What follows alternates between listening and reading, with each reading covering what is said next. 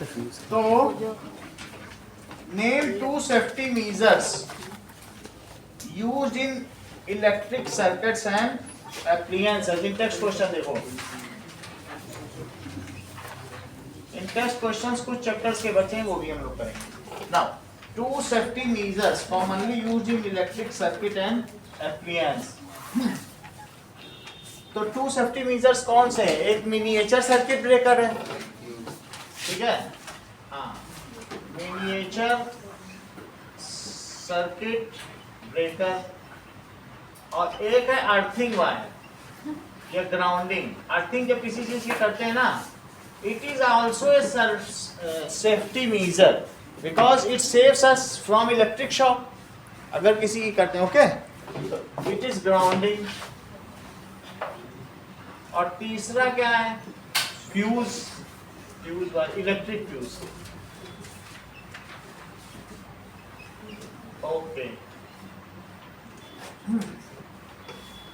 An electric oven of 2 kilowatt power rating is operated in a domestic electric circuit that has a current rating of 5 ampere। Current rating 5 ampere की है, यानी एक हमारे पास electric oven है और उसमें लिखा है कि 5, अगर 220, ये 2 किलोवाट का है, 220 वोल्ट पे चलाओगे, ठीक है, और हैज ए करंट रेटिंग, तो उसकी पावर कितनी आएगी?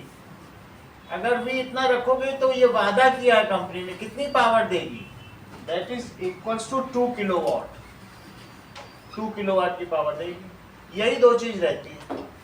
और इसमें इन डोमेस्टिक इलेक्ट्रिक सर्किट, जो सर्किट हमने घर में लगाया उसमें ये सब लगाया है, फिर बाहर से सर्किट आ रहा है, फिर ये सब आ रहा है, फिर एक फ्यूज वायर भी लगाया है। लेकिन जो फ्यूज वायर हमने लगाया है और उसके आगे ये सब आगे गया, फिर उसमें हमने जो है स्विच में लगाया है, और स्विच में आगे फिर ओवन लगा दिया। यही ओवन जो रखा है, इसी ओवन को हमने लगा दिया।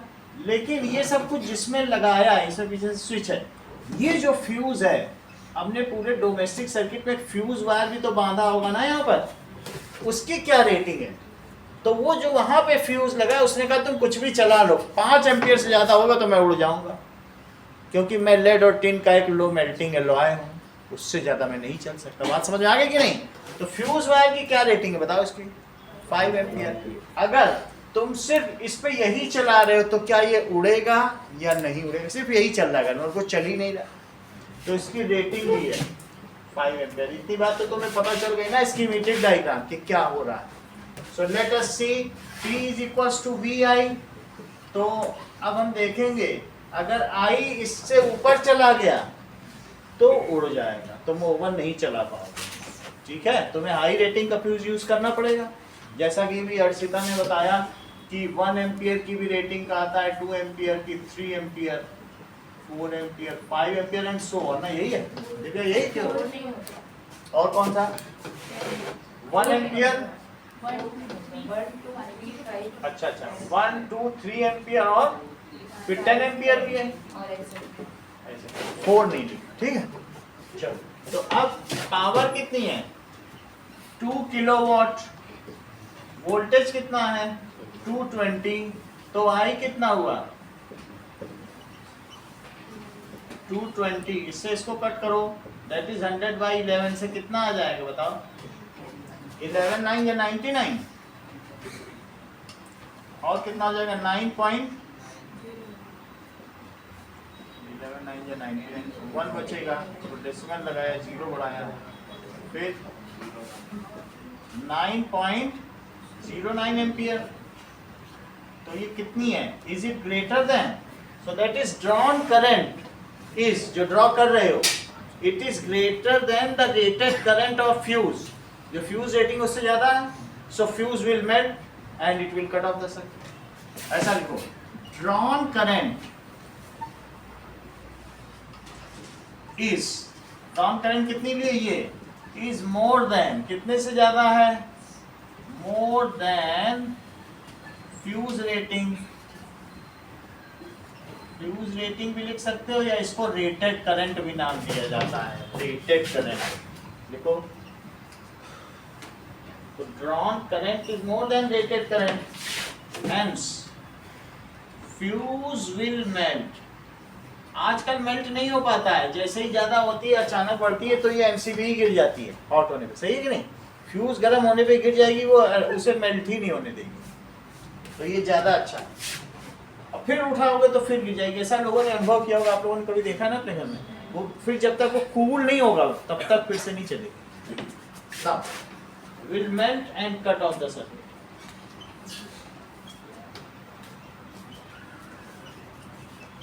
ओके, अगला सवाल देखिए, what precaution should be taken to avoid overloading of domestic circuits. तो डोमेस्टिक सर्किट में क्या हो कि हमें मल्टी पिन सॉकेटिंग से बचना चाहिए, तो ओवरलोड नहीं आएगा।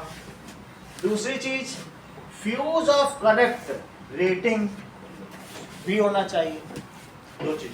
तो question number 3, to avoid overload. जैसे कई बार होता है ना, ओवरलोड हो गया तो चीजें हीट अप हो जाती हैं, ओवरलोड की वजह से तो हीट होती हैं, हीट हो गई तो जूल हीटिंग लॉ क्या बोलेगा बताओ भाई? तुमने ज्यादा I/RT है, तुमने ज्यादा करंट ली, यही तो ओवरलोड है। ऐसा होने से क्या हीट डेवलप होगी, और हीट डेवलप हुई तो जो तुम्हारे तार ऐसे कॉइल्ड हैं वो भी गर्म हो गए, वो गर्म हो गए तो उनके ऊपर की सीथिंग निकल गई, सीथिंग निकल गई तो वो सर्किट जो ऐसे आ रहा है वो अब बल्ब में ना जाके आपस ही में टच कर जाएगा। तो जो बाईपास कर दे रजिस्टर को और खुद से खुद को टच कर दे, तो ऐसे सर्किट को क्या करेंगे, जिसकी जो ब्रीडिंग वायर है वो वैसे जाना चाहिए इसमें बल्ब में, लेकिन बल्ब में न जा करके यहीं पे ये ओवरलोडिंग की वजह से हीट हो गया। अब वो सर्किट है, तो सर्किट मान लीजिए ये ऐसा है और उसने इसको बाईपास कर दिया और खुद इसी के साथ मिल गया, तो क्या इसे शॉर्ट सर्किट नहीं कहेंगे? जिस सर्किट में रजिस्टर ही नहीं, उस सर्किट का क्या फेट, उसका क्या भाग्य, वो तो एक शॉर्ट सर्किट हो गया। तुमने सेल लगा दिया, वायर लगा दिया, रजिस्टर लगाया ही नहीं, तो क्या ऐसे सर्किट को शॉर्ट सर्किट ना कहा जाए, छोटा सर्किट? तो फिर इसमें अगर R को बाईपास कर दिया then infinite amount of current will pass. क्यों? क्योंकि V इज इक्वल टू क्या होता है, IR, तो I is equal to V by R। R के हट जाने की वजह से I will be very much large. ये जीरो नहीं होता है, क्योंकि कॉपर का तो तब भी कुछ ना कुछ रहता है, ये तुमको मालूम है ना, इसकी कंडक्टिविटी और रेजिस्टिविटी पता है। बिल्कुल जीरो तो कुछ भी नहीं हो सकता ना, थोड़ा तो रेजिस्टेंस रहेगा कि नहीं। अब इन सब चीजों को लिखें, तो क्या क्या लिखा बताइए? To avoid overload we should, इतनी बात तुमको समझ में आई थी क्या कि ओवरलोड का मतलब है तुम ज्यादा चीजें चलाओ। जितना इस यहाँ की है, तुमने कितने किलोवाट का कनेक्शन ले रखा है? ये 5 किलोवाट का है हमारा और ये जो इनका सर भी का है ना, कंप्यूटर सर का, हम लोग मिला करके 5 किलोवाट से ज़्यादा नहीं चला सकते। बात समझ आ गई कि नहीं?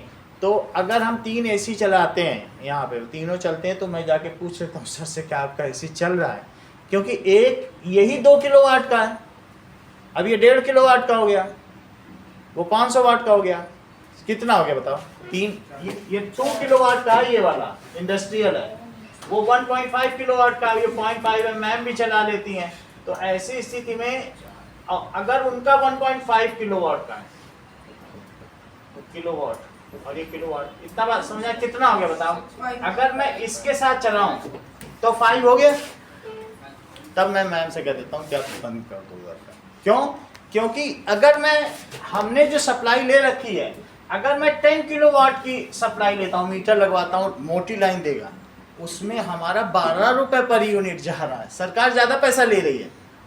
और मैं अगर 5 किलोवाट का लेता हूँ तो वो नॉन कॉमर्शियल डोमेस्टिक माना जाता है, 5 किलोवाट 1-2 AC तो कोई चलाएगा, लेकिन 10 किलोवाट लेने पे सरकार संदेह करती है, पैसा कमा रहा है, इतनी बिजली लेके करता क्या होगा? मशीन चलाता होगा कोई, ये होता है कि नहीं? तो हम लोगों ने 10 किलोवाट नहीं ले रखा है, क्योंकि इसकी रेट क्या है बोलो? 12 रुपीज पर यूनिट। और 5 किलोवाट का लें तो क्या होगा बोलो? तो इसमें 10 रुपीज आ जाता है, 10 रुपीज पर यूनिट। अब तुम्हें बात समझ में आ गई? हमने 5 का ही ले रखा है, क्योंकि सर ने कहा है कि अगर आप ज़्यादा का लोगे तो आप 3-3 AC चला रहे हो, आप ही देना 12, हम तो क्योंकि वो हमको दे दें फिर मैं सबका जमा करता हूँ, ऐसा होता है, तो इसलिए हम लोगों ने नहीं रखा। अब इस क्वेश्चन पे आओ, ओवरलोडिंग का क्या मतलब है? जितना टोटल घर का लोड है, अगर तुम्हारे जो परमिसिबल लोड है जो हमें दिया है वो परमिसिबल लोड है, तुमने कहा कि नहीं ये सब एमसीबी हटाओ, हम एमसीबी क्यों लगाए, हमारा ही ट्रिप हो जाएगा, चल नहीं पाएगा, ये सब वहाँ जाने दो, मेन जो 5 किलोवाट है ना वहाँ गर्म होगा, मीटर फूकेगा। बात समझ आई? ये आग उसी की तो लगी ओवरलोड, इतने 3 एसी ऊपर, वो पहले लगा जो कागज चिपका है ना पंखे के ठीक ऊपर, ओवरलोड हो जाता था, तो फिर उसको फिर हमने और एफिशिएंसी कर लिया, पहले 3 स्टार का था तो फिर 4 स्टार का लाया, फिर 5 स्टार का, ऐसे बिजली तो कम ले, बच्चों को हवा लगे लेकिन बिजली कम ले। समझ आई बात? कि फिर भी 5 किलोवाट से ऊपर हम नहीं जा पाए, क्योंकि जब दोनों राजी होंगे तभी जा पाएंगे। तो अब क्वेश्चन आ रहा है, if we should avoid overload, question तुम समझ गए कि जितना लोड तुमको दिया गया परमिसिबल है उससे ज्यादा तुमने लोड लगा दिया, यही तो ओवरलोड है। मैं इस सॉकेट की बात नहीं कर रहा हूँ, वहां पे लोड ज्यादा पड़ रहा है, तो कहीं ना कहीं तुम्हारे पूरे सिस्टम में गड़बड़ी आएगी, चाहे तुम बाईपास कर दो सब कुछ, तो वहां लोड आ जाएगा, मीटर फूकेगा, फिर वो आएगा 3 दिन में बनाने, वो तो अगले दिन नहीं आता है, और कोई बीच वाला छेड़ता भी नहीं, इलेक्ट्रिशियन सरकारी मीटर ऐसे कैसे कोई खोल देगा, नहीं खोल सकता ना उसका सीरियल, वही आएगा तो वही ठीक करेगा, नहीं तो उसको माल प्रैक्टिस मांगी जाती है। अब जरा देखो, सो टू अवॉइड ओवरलोड, ठीक है, जो आपको we should run appliance only at less than the permissible load, तुमको परमिसिबल लोड 5 किलोवाट दिया, तो तुम्हें क्या करना चाहिए, the total power of all appliances running at a time, ठीक है, उनकी total power should be less than permissible load. अब तुम्हें बात समझाई, परमिसिबल लोड वो 5 किलोवाट है, तो हम लोग मिलजुल कर ऐसा मैनिपुलेट कर लेते हैं, हमारा काम चल रहा है, क्यों हम 10 करें, नहीं एक हमें बंद करना पड़ता है, इसे बंद करते पीछे वाला। चलो तो इस सेंटेंस को जरा लिखें, वी शुड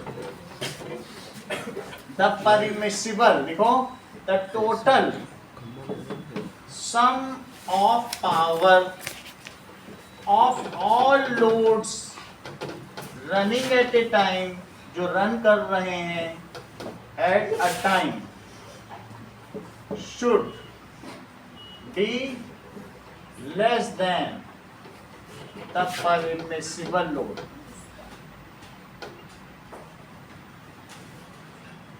ये जो मोस्ट कॉमन है डोमेस्टिक सप्लाई के लिए क्या है, सब लोग किसका लेते हैं,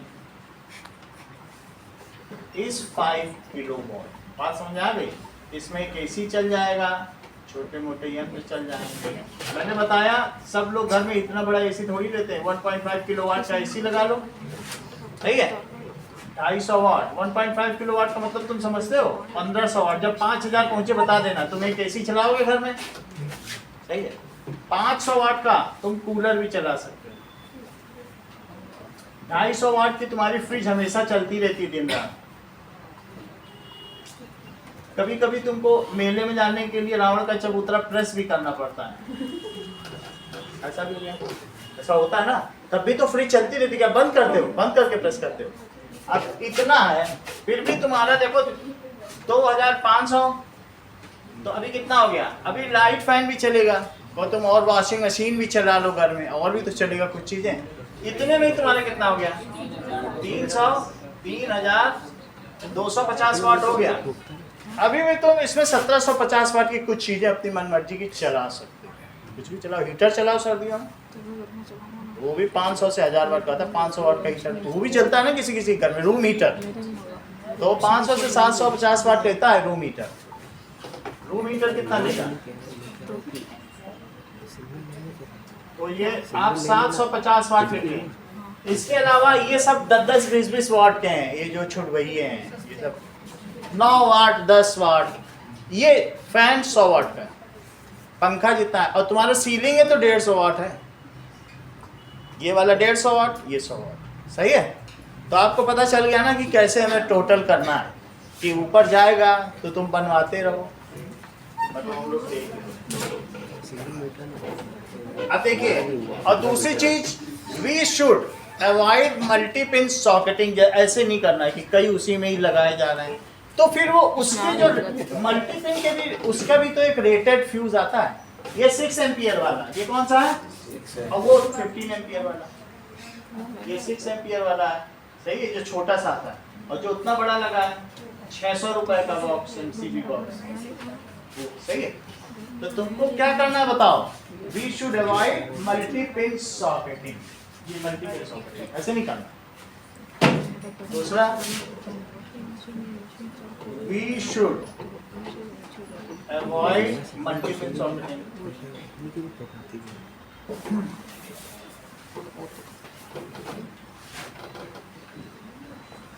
और कुछ अर्चिता ओवरलोड से बचने के लिए किया जा सकता है, कितना ठीक है, मुझे तो लगता है ठीक है, और क्लियर है ना, दो चीज अवॉइड ओवरलोडिंग। चलो अगला चीज देख लेते हैं, अगर कोई और नया पॉइंट मिल जाए। Precautions to avoid overloading. Multipin high powered devices, ये देखो ये बहुत है, कुछ नई चीजें हैं। Do not use high powered devices simultaneously, कितनी अच्छी बात कह दी कि जिस समय कोई ऐसा नहीं करना है, मल्टीपिन सॉकेटिंग नहीं करना है, मैनी डिवाइस सिंगल सॉकेट में थोड़ी ना लगानी है। और दूसरा क्या है कि हाई पावर डिवाइसेस को एक साथ नहीं चलाना है, ऐसा लिखा है कि देखो इस चीज को कि we should not run too many high powered devices at once, नहीं तो रेटिंग ऊपर चली जाएगी। Too many high power devices at once. अगला देखिए, do not use faulty appliances, की कोई खराब हो गया, बार बार कनेक्ट कर रहे हैं तो कभी इसमें शॉर्ट सर्किट अंदर ही हो जाएगा। शॉर्ट सर्किट नहीं होना चाहिए, शॉर्ट सर्किट हो गया तो इतनी करंट फ्लो करेगी इनफाइनाइट, वो तो ओवरलोड हो ही जाएगा। बात समझ में आ गई कि नहीं? शॉर्ट सर्किट से बचने के लिए हमें, अगर फ्लेइंग हो गई है तो 10 साल 20 साल 10 साल की जिंदगी है वायर की, उसको फिनोलेक्स का नया वायर मंगाओ, बदलवा लो, बढ़िया। नहीं तो इसी में पीछे लीक हो के यही गल जाएगा और तुम्हारी वहां से बिजली आ रही है, ये जा रही इसमें, और टच किया करंट के बच के लिखना नहीं, दीवार में मत जाने दो। पैसा तुम दे रहे हो और बिजली यहाँ जा रही, झटका का मजा दूसरा ले रहा। ये क्या अच्छी चीज़ है? पैसे में तुम 8-8 हज़ार आता था, वो बिल हमारा 3,000 पहुँच गया। क्यों? क्योंकि हमने वायर बदल दिया, तो कहीं पे लीकेज ऑफ करंट हो रहा है। So in case frayed, change the frayed wire, नहीं तो इतनी करंट हो जाएगी वहाँ से ड्रॉ होगी। देखो मैं आपको बताऊं, ये सोचो कि 220 की वोल्ट की सप्लाई दे रहा है वो, सही है, और तुमने क्या किया, बहुत सारी करंट यूज की, क्योंकि धरती ले रही है, दीवार ले रही है, तुमने इसी में ले लिया 10 एम्पियर करंट। मल्टीप्लाई करो, पावर क्या है बोलो, मल्टीप्लाई तो करो, P is equal to V into I, सही है। अच्छा 16 एम्पियर कुछ लोग ये ले लेते हैं,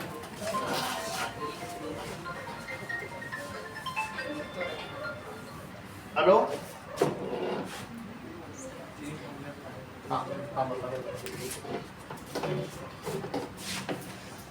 हेलो, हाँ बोलिए।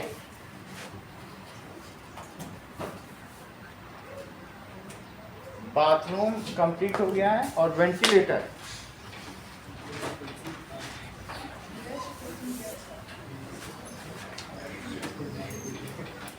ठीक है और जो नीचे का क्रैक वाला था वो बदल दिया, क्रैक जमीन टाइप का, तो वो अगर बदल जाता तो फिर हम उसमें पानी भी डाल सकते थे एक दिन के बाद, अब उसकी वजह से वेट करना पड़ेगा। अच्छा उसमें और ग्राउंड भरा जाएगा तभी यूज़ कर सकते हैं ना? ठीक है ठीक है, पैकअप करिए फिर, ओके। पेमेंट कितना?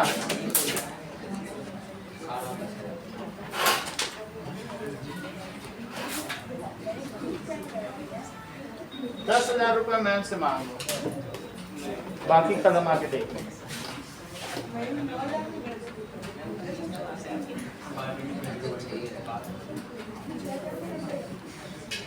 हाँ, एक बार मुझे देखना पड़ेगा हिसाब साहब। 10,000 ले लो मैम से।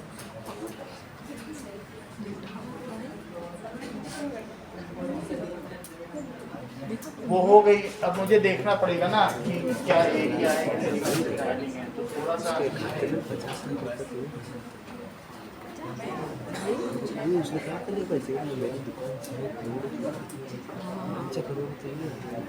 तो 2 दिन के ऐसे देखना पड़ेगा ना मुझे। ऐसे अभी मैं क्लास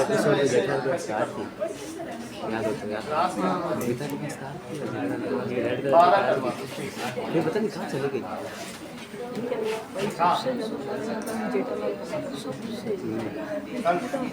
आपको वैसे भी 3 तारीख से भी नहीं आना है, क्योंकि मैम जा रही थी अभी 3 दिन कर लेते सबसे एक्सपेंसिव है और उससे नीचे 26 करोड़ पंजाब किंग्स में गया रेल सही है वो लगेंगे सो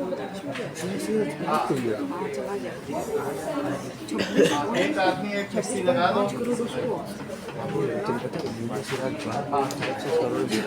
जीटी में गया आगे की बात टू मल्टीपिन, इससे बचना चाहिए। और क्या था बताओ? और हो रहा है use appliance with the circuit safe limit. हर एक जो भी है सर्किट के safe limit connect fuse use इस तरीके से यूज सेफ्टी फ्यूज, सबके सेफ्टी फ्यूज हो जाएंगे।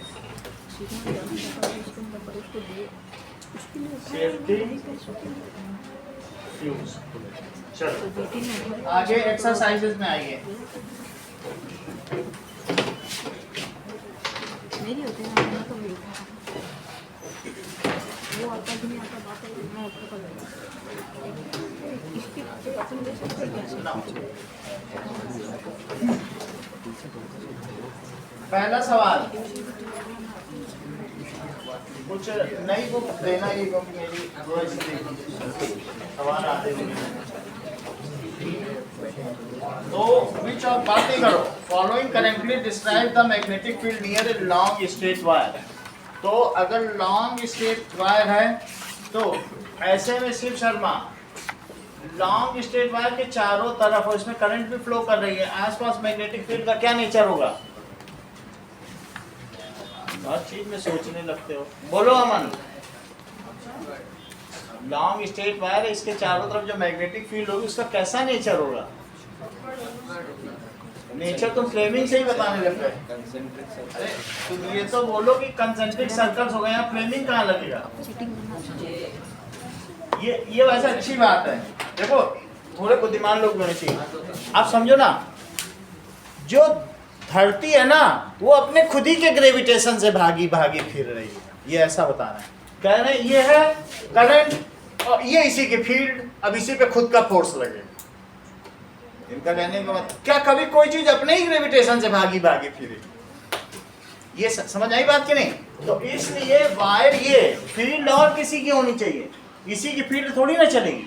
ये अपनी फील्ड से दूसरे को तो अट्रैक्ट कर सकता है, लेकिन क्या खुद को करेगा क्या? तो इसलिए यहाँ फोर्स की तो कोई बात ही नहीं है। वायर है, करंट उसकी, फील्ड दूसरे की, जैसे ऑस्टेड ने किया था। बात समझे? करंट उसके फील्ड से दूसरी चीज हुई। समझ में आ गई बात? तो इसलिए इसमें क्या आंसर करेक्ट बोलिए? That is D, concentric circles. और फिर जो भी हो ये सारे ऐसे बना लो। Second question, at the time of short circuit the current in the circuit Utkarsh क्या होगा? अब इसके हिसाब से बताओ।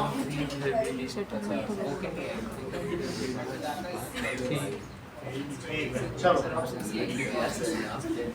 स्टेट वेदर द फॉलोइंग, अब मैं बात करूंगा, पापा से एक मैनेज करें, वो लड़के को 10th पढ़ाना है। हाँ?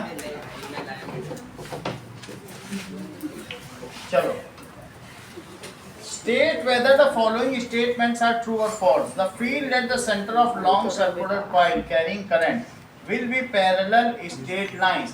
ये देखो लॉन्ग सर्कुलर कॉइल है और इसमें हम चाहते हैं कि फील्ड निकालना, जबकि ये इसमें करंट जा रही है और ये हमने एक बोर्ड पे इसको लगा दिया है, तो बोलो क्या होगा? ये दिस इज ऐसे। तो लॉन्ग सर्कुलर कॉइल है, इसके सेंटर में कैसी फील्ड होगी? Field at the centre of long circular coil carrying current will be, क्या इससे पैरेलल स्ट्रेट लाइन जाएंगी? ऐसा तुम्हें लगता है कि बहुत सारी पैरेलल लाइन है कि नहीं? ऐसा होगा, एक ऐसे दूसरा कैसा होगा? समझ आई बात? तो इसको क्या कहते हैं उत्कर्ष? ये जो बीच में बना है, मतलब ये क्या कहते हैं? Correct, this is hyperbolic. Utkarsh को कैसे इतना पता है? देखो इस चीज को बहुत अच्छा बताया।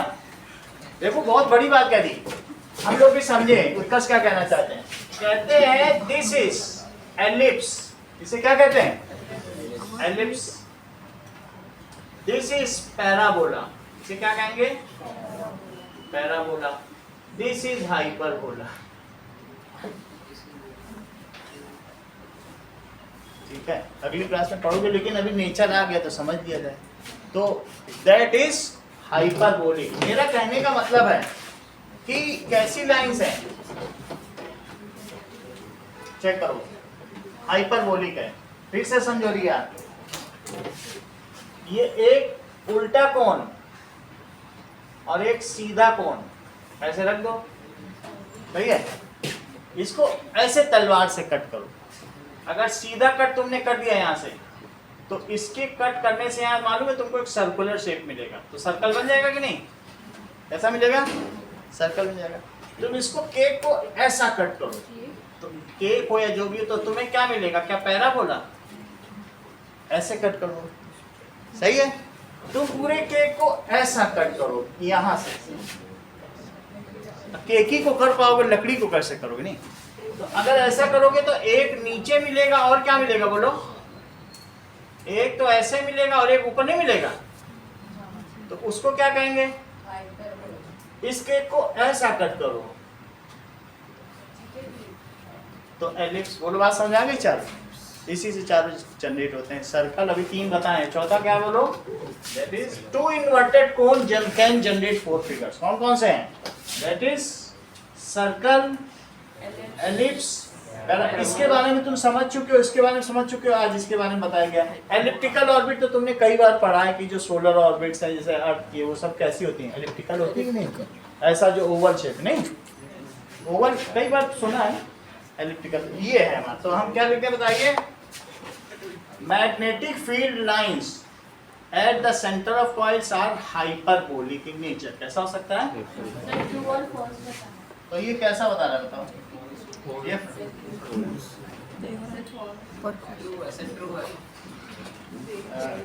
Carrying current will be parallel eight the centre of long circular coil. ये चीज तो बता ही नहीं रही, ये क्वेश्चन ही नहीं है, ये सोलिनॉइड की बात कर रहा है। देखो हम लोग, ये लॉन्ग नहीं, ये सिर्फ सर्कुलर कॉइल है, उसमें लॉन्ग वर्ड भी आ गया है। ये है सर्कुलर कॉइल, ये भी समझ लो अर्षिता, सवाल गलत नहीं, हम लोगों ने अधूरा पढ़ लिया। ये सर्कुलर कॉइल है और ऐसी बहुत सारी लंबी ले लो तो कैसी होती बताओ? तब तो सोलिनॉइड हो गया ना। मैं कहूँ कि ऐसे तो दोनों क्वेश्चन आ सकते हैं सवाल। ये देखो, अब ये है, इन दोनों को समझो। और में ये है सर्कुलर कॉइल, ये है लॉन्ग सर्कुलर कॉइल, सही है? तो सोलिनॉइड के सेंटर में कैसी फील्ड होगी बताओ? क्या वो स्ट्रेट लाइंस होंगी? तो ये बिल्कुल सही है, ऐसी तो होती है। ठीक है, तो यहाँ लिख लीजिए this is circular coil. Circular coil, इसमें नेचर कैसा है बोलो? लिखो हाइपरबोला, अति परवलय, अति परवलय, परवलय, दीर्घवृत्त, वृत्त, 4 अलग अलग वैल्यूज हैं।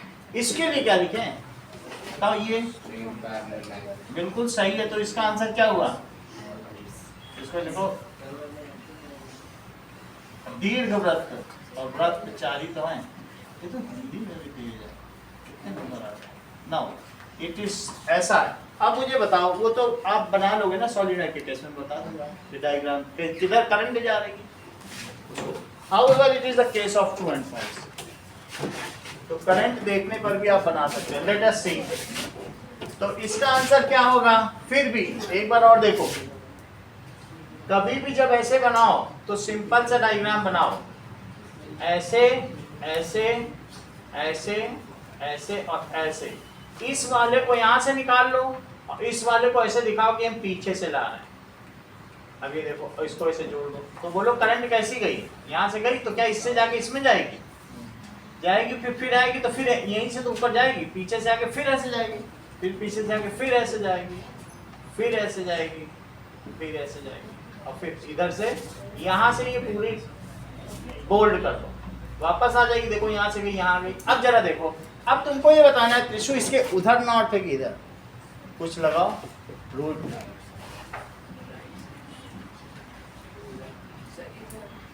दैट इज, जैसे ये है तो ये क्या हो गया, लगा के देखो, सही है।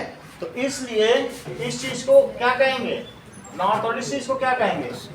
फिर से समझिए कि सबके पास पेन है, पेन का उल्टा करके ढक्कन खोलो, ये देखो सही है, खुला। अब इस रूल को समझो, अभी हम भूल गए थे बताना, इसको कहेंगे राइट हैंड स्क्रू रूल। कहा जाएगा कि सॉलिनॉइड में the direction of magnetic field किससे पता लगाओगे? तो उसको क्या कहते हैं? तुमने पेन खोला, ऊपर उधर घुमाओ जिधर पेन घूम रहा है, और जिधर ढक्कन खुल जाए उधर नॉट। खोल के देखो ना, कितना आसान है। ढक्कन नहीं तो क्या खोलोगे फिर? ओके सर, ये ऐसे कर लेना। इसमें कहाँ है? ये नहीं, ये गलत नहीं है। ये देखो, ये कह रहे हैं कि ये मेरा ढक्कन खुल गया इधर ना। ऐसे कैसे सीखा पाए? घुमाने से होना चाहिए। सर, ये मेरा लॉजिक है सर। देखो इस चीज को, ओके, ये तो आपको पता चल गया। अब इसको पूरा समझे कि इस हिसाब से हो गया। नाउ देखिए, 5 लाइन बनाओ, नोट करते रहिए घर। 3 4 5, तो 1 2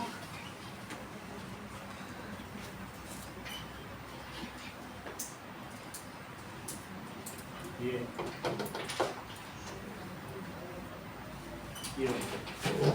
अब इसमें देखो, अभी आप लोगों ने देखा कैप इधर ही खुल रहा है, इसका मैं रूल लिखा देता हूं। ये चीज सही है। जितने भी स्क्रू हैं वो कैसे होंगे बताइए? That is right hand screw rule. जितने भी भारत में स्क्रू है वो सब राइट हैंड स्क्रू, चाइना में लेफ्ट हैंड स्क्रू, उल्टे खुलते हैं। तो लिखो, magnetic field in the solenoid can be determined by right hand screw. अब रूल लिखो, मैग्नेटिक फील्ड इन सॉलिनॉइड। फिर से समझिए, तुम्हारे पास सॉलिनॉइड नहीं है तो सर्कुलर कॉइल है। फिर देखो यहाँ पे देखो, अगर करंट कैसी जाएगी बोलो? प्लस से कैसी जाती है? ऐसे चली जाएगी। तुमको अगर फील्ड लगता है नहीं इसमें, तो इन्होंने रेजिस्टेंस को बाईपास कर दिया, शॉर्ट सर्किट बना, एक सर्किट भी बना दो। और ठीक लगता है, कह दो कि एक की भी होना चाहिए तो कुंजी भी बना दो। एक की हो गई, एक रजिस्टर। ये समझ में आ गई बात? अब देखो तुम्हें किधर नॉट लगेगा, कुछ ना करो, पेन रख लो, जिधर करंट जा रही है खोल लो, उधर नॉट। कितना आसान। सर्कुलर में भी कर सकते हो, देख लो, तुम खुद खोल के देख लो। इधर रखो, ऐसे ऐसे ही रखो, और जिधर करंट जाए उधर खोल के खुद देखो। ऐसे नहीं, फिर से देखो, फिर से देखो, ये देखो करंट ऐसे जा रही है, इसको उधर घुमाओ, घुमाने से ढक्कन जिधर खुल जाए, बोला है ना? तो ऐसे करते हैं। तो हम क्या लिख सकते हैं? That is the polarity of magnetic field in solenoid. तो उसकी पोलैरिटी डिटरमाइन करो, उसके ध्रुवों को। पोलैरिटी नोट करो, polarity of magnetic field in solenoid can be determined by, real sentence पूरा करो। चुप बैठने से कोई शांत थोड़ी होती है, बोलो। मैक्सवेल का नहीं है, बस ये राइट हैंड स्क्रू रूल। अभी देखते हैं, अगर आपने मैक्सवेल बोला, पढ़ी लिखी है, मैं रिवर्स चेक भी कर लूं। मैक्सवेल का लिखा है, मैक्सवेल लिखो, रिवर में कंफर्म भी कर लूं। Maxwell's right hand screw rule. According to Byju's, according to Maxwell's screw rule, if a right-handed screw is turned so that it moves forwards in the same direction as the conventional current, its direction of rotation will give the direction of the magnetic field. According to Byju's, according to Maxwell's screw, the right-handed screw is turned so that it moves forwards in the same direction as the conventional current. This direction will change the direction of the magnet. Company का प्रचार करना है। Now, it can be determined by Maxwell's right hand screw rule. अभी क्या आया था phone पे? उससे तुमको क्या मतलब है, ट्रू एंड फॉल्स, उसके बारे में सब चीज जान लो तो ट्रू फॉल्स सारे एस्पेक्ट जान लोगे। तो कोई भी चीज है उसको पूरा, that is commiserated study is the best study. Okay, comprehensive study करो ना बाय मैक्सवेल्स राइट हैंड। अब तुम ये चीज समझ गए हो ना, तो ये भी आ जाएगा तो भी कर लोगे। इट कैन करंट किसमें किसमें क्यों ऐसे जा रहे हैं? फिर तो आगे आ जाएगा ना। अभी नॉर्थ पीछे है, इस साइड क्या है, साउथ, और पीछे क्या है, बोलो बोलो बोलो बोलो। तो इससे ऐसे रखो ना, रखा। तुम अब करंट की दिशा में घुमाओ, एक्स्ट्रा बुक है ये जिधर खुल जाए वो आगे जा रहा है कि पीछे, वही ना।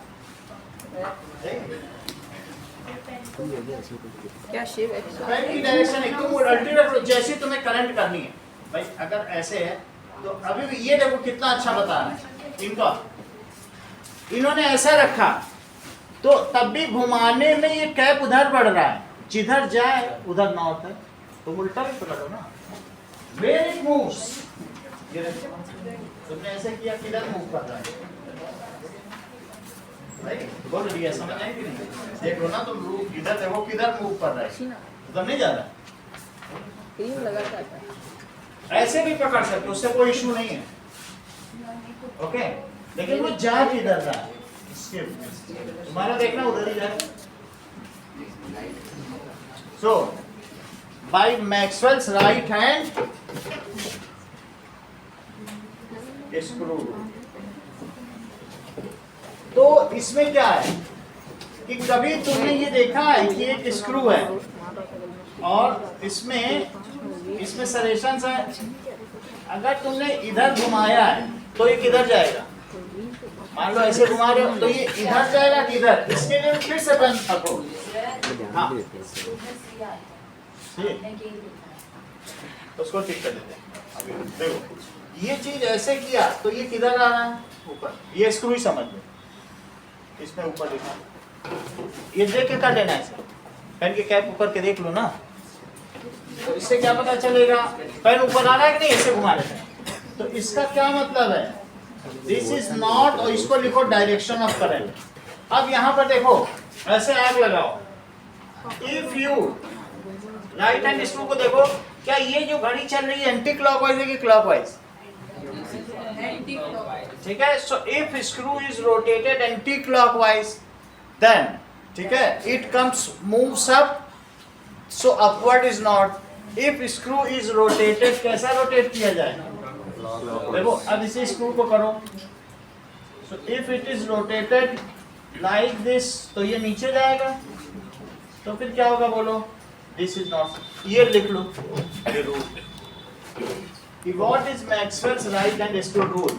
So we can determine the polarity of magnetic field if current is moving in circular path। ये कब निकाल सकते बोलो, करंट घूम घूम के चले, देखो ये भी सर्कुलर है और ये भी सर्कुलर है कि नहीं, तब निकाल। If current is moving current is moving in circular path, circular path में मूव कर रही है। तुमने अंदर परफॉर्म किया है इनको, सब बच्चों के 50 तक आ गए हैं, तुम 29 नंबर ला रहे हो, पापा को कितनी परेशान। Is moving in a circular path, ठीक है। ये कैसा है बोलो, दैट इज क्लॉकवाइज। तो अब जरा देखें इसको प्रॉपर्ली स्टेट करें। State Maxwell's right hand screw rule. According to Byju's, according to Maxwell's screw rule, if a right hand चलो इसका मतलब है screw is turned so that it moves forward in same direction, ठीक है।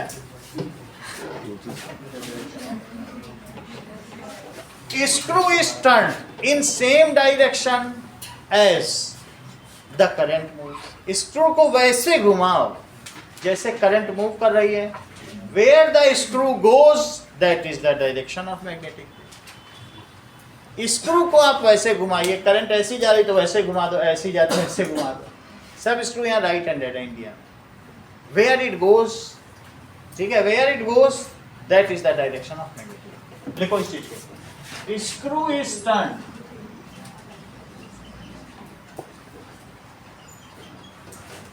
in direction of, screw को कैसे turn करना है, screw is turned in direction of electric current, where screw moves, that is the direction of, that is the direction of magnetic field। जब मैं ये कह रहा हूं direction of magnetic field, that is towards north. Field कहाँ जाती है कि दैट इज, अब यहाँ पे तो बनाओ, दैट इज डायरेक्शन ऑफ, ऐसे लिखो कहीं पर भी, जैसे ये जा रही है, this is the direction of magnetic field. तो वैसे तो नॉर्थ से निकलती है और साउथ में जाती है, तो इससे क्या पता चल रहा है, that is the direction of, क्या होगा बताइए। यहाँ तो ऐसा नहीं है ना, अगर हम इसमें घुमाएं तो क्या लिख देना चाहिए, वही डायरेक्शन ऑफ मैग्नेटिक फील्ड है और वही नॉर्थ है, नॉर्थ से निकल रही, सही। जो डायरेक्शन ऑफ मैग्नेटिक फील्ड है वही तो नॉर्थ भी है, क्योंकि वो उसका नॉर्थ पोल हो जाएगा, वही तो फील्ड की डायरेक्शन है। कहाँ से निकलती है, नॉर्थ से, तो सही है, डायरेक्शन ऑफ मैग्नेटिक फील्ड वही है। घुमा के देख लीजिए, that is direction of magnetic field, इसे याद कर लेना। आगे देखो अगला सवाल। सो इस तरीके से हमने देखा कि दैट पहला वाला ट्रू है, तो थर्ड का ए ट्रू है। अगला देखो, a wire with a green insulation, इसे किसके लिए यूज करेंगे, अर्थ वायर के लिए।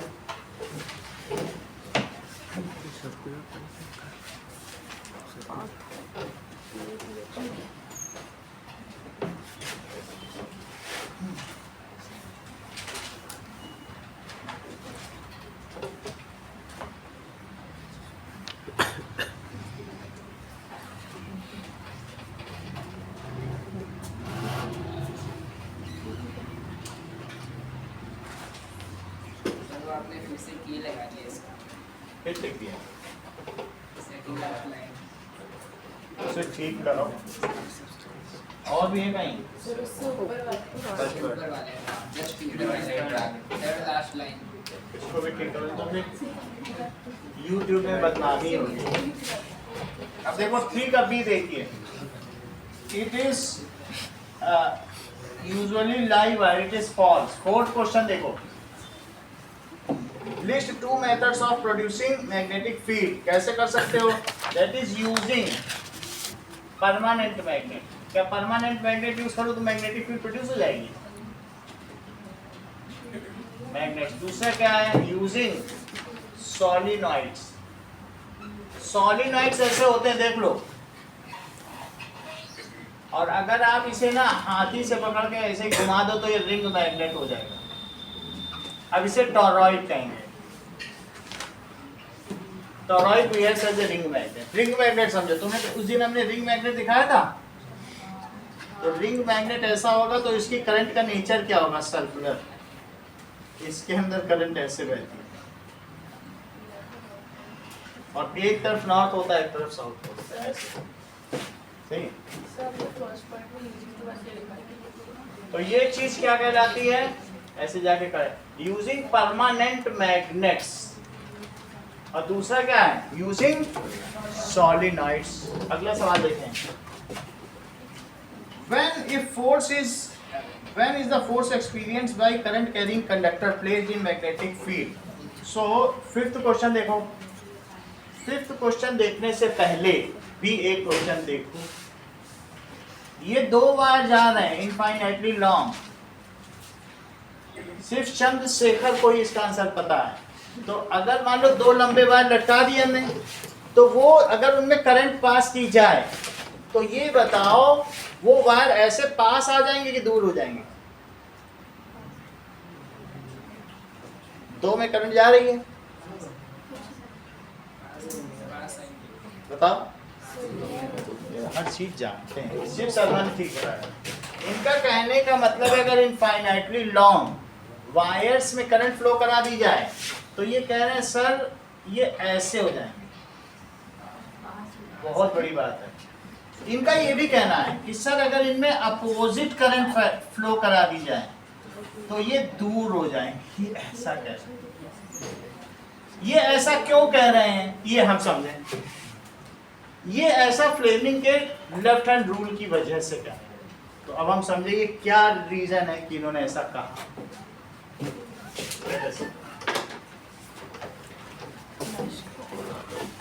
फिर फिफ्थ क्वेश्चन में आएंगे, भी थोड़ा सा बता दें तो उससे संबंधित है। चलो देखो, ये वायर और ये वायर, सही है। ये वायर में I1 करंट है, बात नहीं करो फिर समझ नहीं पाओगे। इस वायर में करंट है ये, तो इस वायर की वजह से यहां मैग्नेटिक फील्ड ऊपर आती है। चेक कर लो, अरे लॉक करो, अब बोलो इधर अंदर जाती हुई, देख लो वहीं रखो आप। और यहाँ सही है, देख लो जा रही है कि नहीं। और इधर पर उसी बात थंब वहीं रखो जहाँ करंट आते हुए तीर को डॉट से प्रदर्शित करें और जाते हुए को it should be with cross. तो देख लो वैसे ही जैसे मैंने बनाया वैसे ही हो रहा है। खुद करके भी देखा करो तो पता चलता जाएगा। ये इधर है। अब मैंने इसके दोनों तरफ, इस वायर के दोनों तरफ सिर्फ पहले वाले की वजह से बनाई है। ये पूरे में बना। अच्छा, ये तुमको ऐसा लग रहा है इस वायर के लिए ये जो मैग्नेटिक फील्ड इसकी वजह से आई, वैसे तो सर्कुलर है, यहाँ से आके ऐसे गई, बार बार आके जा रही कि नहीं। एक वायर है तो यहाँ से आएगी, इधर चली जाए, ऐसे तो हो गई, नहीं होगा सब। इस वायर के लिए फील्ड बाहर है, इसकी खुद की फील्ड की बात नहीं, जैसे ये बता देते हैं मन की अपनी फील्ड से भागता रहेगा। अपनी फील्ड से कोई भागता है क्या? धरती अपनी फील्ड से भागी भागी फिरेगी नहीं ना। तो अब ये बी हो गया, बी अंदर है, फील्ड एक्सटर्नल है। ये कैसी फील्ड है? उसकी तो नहीं है ना इस वायर की। इस वायर के लिए कर रहा हूँ फ्लेमिंग लेफ्ट। फील्ड अंदर है, करंट ऊपर है, फोर्स बताओ करके देखो। फील्ड इसकी फील्ड है ना, इसके लिए इस वायर पर, इस वायर की करंट क्या है चेक करो। ये बनाओ, वो नहीं बनाओ, फोर्स निकालना है। फोर्स के लिए क्या करते हो? F is equal FBI। क्या करोगे? लेफ्ट हैंड लो, क्या करोगे? FBI बनाओ, देखें कैसे करते हो। करंट किधर दिखाई? F कहाँ है? F के चक्कर में मत पड़ो, पहले I दिखाओ किधर है। इस वायर पर मुझे I दिखाओ और फिर B की डायरेक्शन, 2 बना के दिखाओ तो मैं पता कर सकता। इस वायर के लिए करंट को ऊपर दिखाओ और B अंदर दिखाओ। इसी की वजह से तो मैं बता रहा हूँ, ऐसे जाएंगे कि नहीं कंसंट्रेट। तो फील्ड अंदर जा रही, करंट ऊपर। फिर मैं फोर्स दिखा दूंगा, बताओ कैसे किया? करंट किधर दिखा रहे हो तुम? तुम्हारी करंट ये है करंट, तुम्हें करंट ही नहीं पता। ये करंट हो गई, ये फील्ड अंदर तो अंदर आ गया ना फोर्स। बहुत अच्छा बना है, आप करो। ऐसे होगा। करंट हो गई, ये करंट। और दिखाओ एफ बी आई, ये फील्ड अंदर, करंट ऊपर, फोर्स इधर। सही है। और दिखाओ अभी आई करंट ऊपर, ये अच्छा है, समझ गए? एफ बी अंदर है, इसकी वजह से बन जाएगी नहीं। ये वाला था, ये ये बताता ही नहीं है इसमें। एफ बी आई, आई ऊपर बी अंदर। दिखाओ I2 के मैग्नेटिक फील्ड की वजह से अब I1 पे आएंगे। पहले I1 की डिसाइड करो, सही है? इसका बना अभी बताएंगे वो अधूरा भी। कितना दिखाओ ये उम्मीद नहीं थी। दैट इज F B अंदर है। इतना तो तुम्हें समझ में आया ना? F उधर लग रहा है, अभी Y अट्रैक्ट हो जाएगा। वही तो फिर कितने बड़ा और लोग कहोगे उधर दिखाइए, इसमें I कहाँ है? उधर वाले वायर पे ऐसे हो जाएगा नहीं? B कहाँ है? और ये वाले में नहीं, हमने तो फेक आईडी बनाई। F कहाँ है? I कहाँ है? B कहाँ है? लगाना था। B अंदर है। I कहाँ है? F कहाँ है? इधर चला जाए, इधर वाले I2 पे तो देख लेगा ना? बनाओ F कहाँ है? I कहाँ है? समझा नहीं बात? B कहाँ है? B नहीं पता। दूसरे बना लिया उंगली, दूसरों ने ऐसे किया तो तुमने भी कहा ऐसे। वो ऐसे कर रहे थे, ये भी तासे भी कर लिया ऐसे जगह ना। ठीक है, लेफ्ट हैंड रूल भी लगा रही, राइट पे। ठीक है, अब जरा देखो कितनी बात समझ आ गई। ये F, ये समझ आ गई बात की नहीं? ऐसे कह रही है F, ये एफ ही ढूंढ रही थी, जबकि फॉरेन ब्यूरो ऑफ इन्वेस्टिगेशन है। FBI का क्या मतलब है? Foreign bureau of investigation, father mother child. चलो अब देखो, ये इस पे आ गया फोर्स, अभी फिर आएंगे तुम्हारे पास। अभी भी बात करो, अभी ज्यादा बातें नहीं पूछनी है तार से तुमसे, कुछ बातें पूछनी है। ये बताओ कि ये I1 है, अब I2 की फील्ड की बात कर रहा हूं। ये जितनी भी फील्ड दिखाई है, ये किसकी वजह से है? लिखो field due to I1 current, यहाँ लिख दो, and force on I2 current. Field due to I1 current and force on B wire. Wire का नाम लिखा जाएगा, ये A हो गया, ये B, force on B wire. अब आगे की बात करो, तो I2 में ये बताओ त्रिशु इधर फील्ड कैसी होगी? मैक्सवेल थंब रूल लगाओ, बताओ इधर तो कैसे होगी? नहीं, हमें बताओ अपवर्ड होगी कि डाउनवर्ड? इसके इधर होगी ना, क्योंकि ये इधर आती हुई है कि नहीं, सब तरफ आती हुई। इसके जितनी भी इधर उठेगी और इसके इधर चली जाएगी, सब सर्कुलर होती कि नहीं? एक बार थंब लगाते, इधर से उठेगी और इधर चली जाएगी। तो इधर कैसा बना है बोलो? ये पूरा ऐसा रहेगा, ऊपर की ओर फील्ड है। अब चेक करो दिव्या, ये मुझे बताओ इधर की इधर कैसी रहेगी? जाती हुई। चलो सही बात कह दी आपने, ये that it goes inside.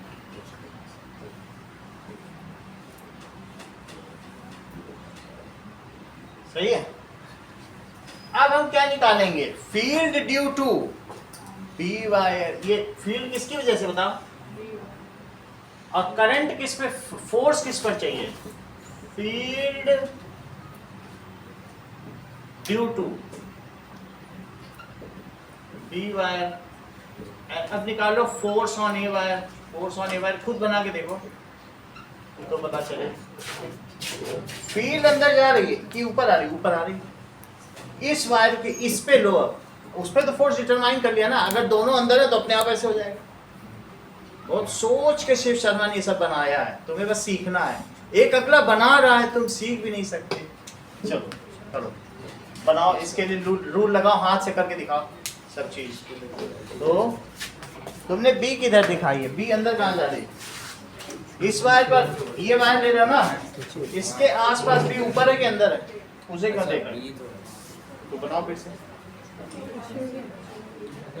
B को ऊपर रखो, आई को इधर रखो, बी को out of plane of paper, उधर उधर जा रहा है बी सारा। इस वाले वायर पे निकाल लो ना फोर्स। ये सही बना रहे, करो देख लो। It is so good. B उधर जा रहा है, हाँ ये तो सही है। और आई ऊपर है और ये एफ इधर है। ये देख लो, इन्होंने ऐसे बना दिया। सर बोले देखते रहिए सर, ऊपर देख लीजिए आप हो जाएगा। क्यों क्यों बनाया? एफ बी आई, सही है। ऐसे कर लो, और कोई तरीका नहीं है। कितनी बात समझ आ गई? अब मुझे बताओ इसमें करंट क्या है? ठीक है, फोर्स किधर लगेगा? फोर्स किधर है? बी का। तो ये फोर्स लगेगा, ये देख लो, तुम्हें पता चल रहा है ना, यही तो फोर्स है। समझ आई बात? बी का ठीक है। चलो, तो अब ये लोग बता रहे हैं कि फोर्स इधर लगेगा। सभी को इसके हिसाब से समझ में आ गया। तो फोर्स इधर लगेगा। So this is both wire get A and B get attracted towards each other.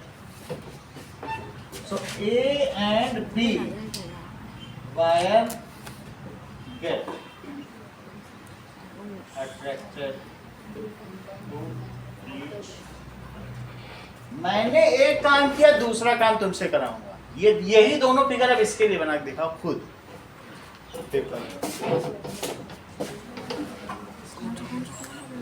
Field एक की वजह से लो, करंट दूसरे की वजह से। जिस पे करंट लो उसी पे फोर्स निकालो। You have to do this task. ऐसे दो फिगर बना।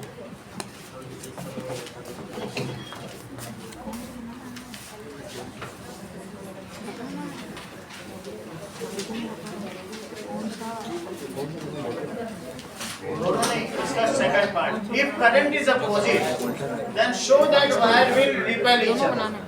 सेम है तो ऐसे हो जाएंगे, उल्टी करंट फ्लो कर रही तो रिपेल हो जाएंगे। करंट उल्टी फ्लो कर रही हुई। आगे रहेगा ये दोनों ये वाला दोनों करना ना। बी पार्ट, ये नहीं करना है। देखो, अगर करंट अपोजिट हो तो यहाँ तुमने देखा सेम थी, तो ये इधर आ गए, इधर आ गए, ऐसे ही तो हो गए।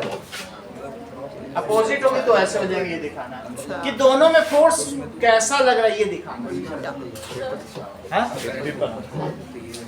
और इसके अलावा एक और काम करना है, state Maxwell's right hand screw rule.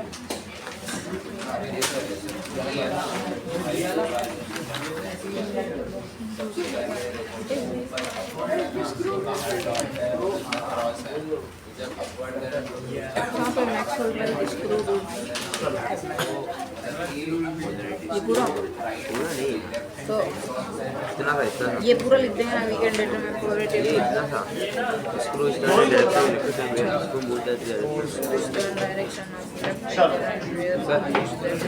Of screw rule इतना सारा उसके। हाँ यही है मैक्सवेल्स राइट स्क्रू रूल। एक तो ये सवाल जो दिया ये करो, और एक है state Maxwell's right hand screw.